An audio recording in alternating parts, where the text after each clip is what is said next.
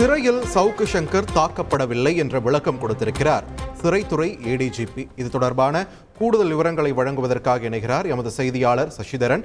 சசிதரன், வணக்கம். சவுக்கு சங்கர் அவருடைய சிறையில் அவருடைய பாதுகாப்பு குறித்து நேற்று அவருடைய வழக்கறிஞர் பல்வேறு தகவல்களை தெரிவித்த நிலையில் இந்த விளக்கமானது தற்போது கொடுக்கப்பட்டிருக்கிறது. என்னென்ன விஷயங்களை சிறைத்துறை ஏடிஜிபி பதிவு செய்திருக்கிறார், விரிவாக சொல்லுங்க.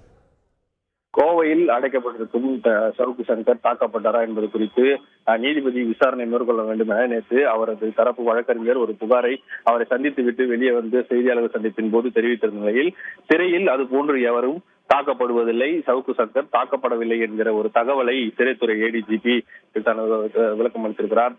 தொடர்பு கொண்டு கேட்டபோது இது போன்று எந்த ஒரு கைதியும் சிறையில் தாக்கப்படுவதில்லை, அது முழுக்க முழுக்க தவறான செய்தி என்றும் சவுக்கு சங்கர் சிறையில் நலமாக தான் இருக்கிறார் அப்படி என்கிற ஒரு தகவலை வெளியிட்டார். நேற்று அவரது வழக்கறிஞர் சவுக்கு சங்கரை நேரில் சந்தித்த போது வலது கையில் காயம் ஏற்பட்டு முறிவு ஏற்பட்டிருப்பதாகவும் அந்த செய்தியாளர் சந்திப்பில் தெரிவித்திருந்தார். அதன் அடிப்படையில சிறைத்துறை நிர்வாகம் உடனடியாக நடவடிக்கை எடுக்க வேண்டும் என பல்வேறு தரப்பினரும் அவருக்கு இதற்கு குறித்து கருத்துக்களை வெளியிட்ட நிலையில் தற்போது சிறைத்துறை ஏடிஜிபி ஒரு விளக்கத்தை அளித்திருக்கிறார். சவுக்கு சங்கர் சிறையில் தாக்கப்படவில்லை, அவர் எந்த ஒரு காயமும் ஏற்படாமல் நலமுடன் தான் இருப்பதாக தெரிவித்திருக்கிறார்.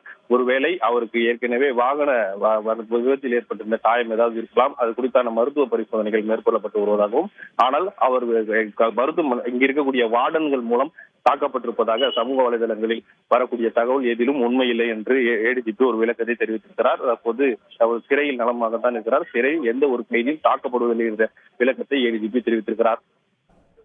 நன்றி சசிதரன், உங்கள் விரிவான தகவல்களுக்கு. செய்திகளை உடனுக்குடன் தெரிந்து கொள்ள உடனே சப்ஸ்கிரைப் பண்ணுங்க.